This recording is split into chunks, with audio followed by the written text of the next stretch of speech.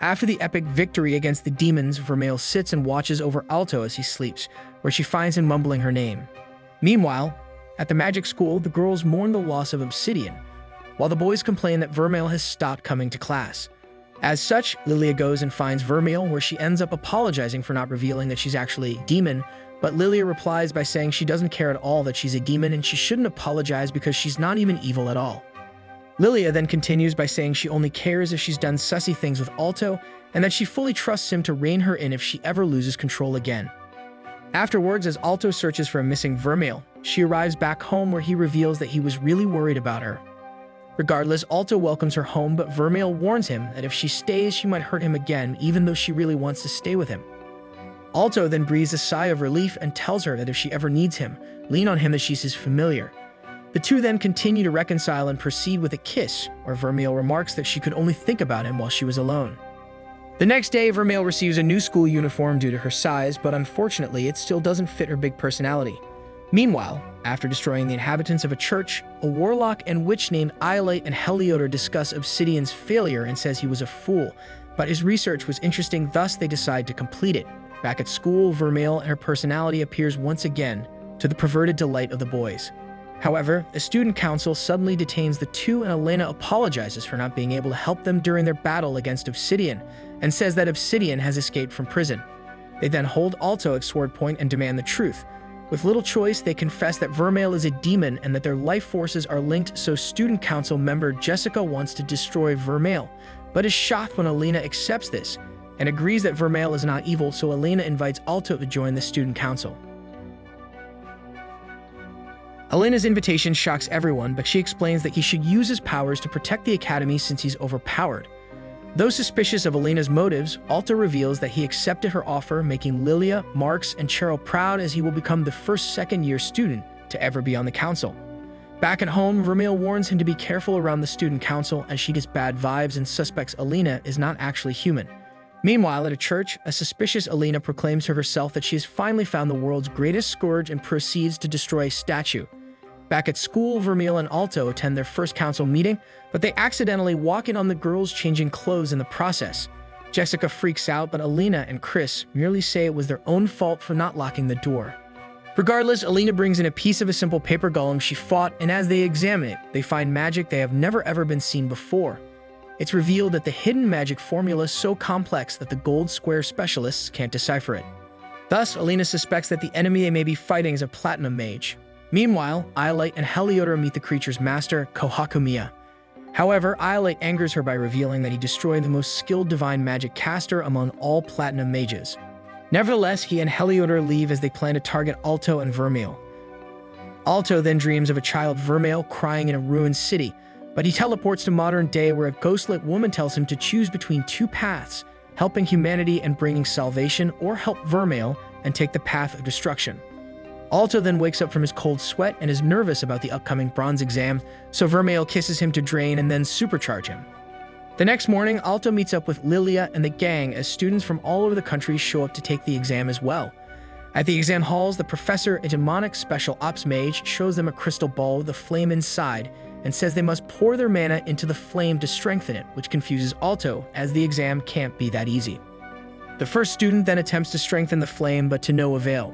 Another student with a bear familiar tries his luck as well, but he rolled a 0. Upon Lilia's turn, she realizes the previous students failed because they're focusing their mana on the crystal and not the flame itself. So she succeeds and easily makes the flame grow. Next, a conceited student from another school passes the exam as well as Cheryl, while Marx barely scraped by.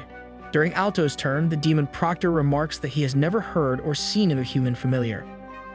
Regardless, Alto heads behind the crystal unlike anyone else, where the Proctor notes that he has caught on to the real test, but Vermeil tells him it's not the right spot, confusing the Proctors as well. To everyone's surprise, Alto picked the most difficult spot where he continues to supply more mana, where he eventually destroys the crystal. However, he quickly apologizes for the destruction, but the Proctor immediately tells him that he passes on the spot, but warns him to not get too cocky, noting that a gold mage can't even do that. Afterwards, the group embark on a picnic before the written exam where they encourage each other. Vermeil then pulls Alto into a hallway to kiss him, almost making him late. The student from the other school then heads to the bathroom, complaining that Alto is showing off too much, but Iolite sneaks in and ends him before stealing his test ticket. Meanwhile, Alina and Jessica practice fencing, and after Alina wins, they take a shower and discuss Alto and Vermeil. Jessica still cannot believe he summoned a demon, while Alina says they are obviously in love. Later, Alto reaches the test room, but Vermeil has to wait outside. Iolite also enters and sits next to Alto, where he wishes him good luck. Vermeil then sits outside bored, but she remembers how Alto promised to protect her. Meanwhile, Alto freaks out when Iolite falls asleep as soon as the test starts, but he's able to concentrate on taking the exam. After a while, Iolite wakes up and writes super fast to finish the test in seconds, where he then mocks Alto for being super slow. As the professor reprimands him for talking, a guard reports finding the body of the destroyed student, but then he realizes Iolite is not a student. Iolite says he only took the test for fun and summons a stone golem to crush the professor's legs. As the students accept Alto evacuate, Vermeil and the professor from the first exam shows up. Shortly after, guards drag a reluctant Lilia, Marks, and Cheryl out of the building, but when they try to re-enter, a space warp sends them back outside. Meanwhile, the golem withstands all their attacks and grabs Vermeil. Enraged, Alto explodes with power and shatters the golem easily, but Iolite summons more and impales his shoulder. Alto then asks what he wants, and he replies by saying that his group aims to destroy the world with the help of demons. Thus, Vermeil goes into her monster form, but Iolite easily knocks her out. He also tries to end Alto, but the book he used to summon Vermeil shields him. Then the ghost woman from his dream appears. She says she is the memory of the mage of the beginning, the one who sealed Vermeil. As Iolite tries to attack, the mage freezes time and sends Alto into Vermeil's memories. There, he finds himself 550 years in the past and sees a child version of Vermeil happily playing around. The mage of the beginning explains that Vermeil was actually raised by a nun alongside the orphans named Miel, Lynn, and Kate. There they knew she was a demon, but they did not care at all.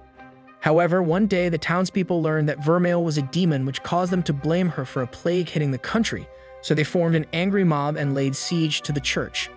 Miel urged Vermeil to escape, and she almost made it out of town before she overheard the people saying they would destroy her family. As such, she ran back, but it was too late. Her family had been destroyed. As the mob surrounded her, she lost her temper and went into her monster form for the first time. Then she proceeded to destroy everyone, and she burned the town to the ground. As Alto was appalled by what he had witnessed, the mage says this was Vermeil's crime and the reason why she was sealed. Suddenly, Alto finds he can interact with the young Vermeil and comfort her, but she transforms into the adult Vermeil and cries that her crime can never be undone, but he says that he does not care and kisses her. As they wake up in the real world, he declares that he loves her. Iolite then summons a huge golem and says that Vermeil's only purpose is to destroy the world, but they tell him to shut up, and the group combines their powers to destroy the golem. Heliodor appears and says she cannot maintain the space warp much longer, so she and Iolite escape through a portal. Meanwhile, Vermeil identifies the mage of the beginning as Fatima, and Fatima says Vermeil is actually her dear friend and urges Alto to care for her. Then she repairs the building before disappearing. Later, in an effort to become stronger so he can protect Vermeil, Alto is trained in fencing and martial arts by Jessica and Chris. However, he is easily defeated in sparring due to his lacking strength and experience, but he aims to improve. Back at home, in bed, Vermeil says she loves him too. Later, in a student council meeting, Alina mentions they must work together to stop these attacks, and they all agree. The next day, Lilia, Marks, and Cheryl receive their test results, and it's revealed they all passed. But when Alto doesn't show up, Lilia jealously suspects that he is doing something sussy with Vermeil. Unfortunately, her suspicions are proved to be true, as the two are indeed kissing in public, basking in their love and determined to protect each other.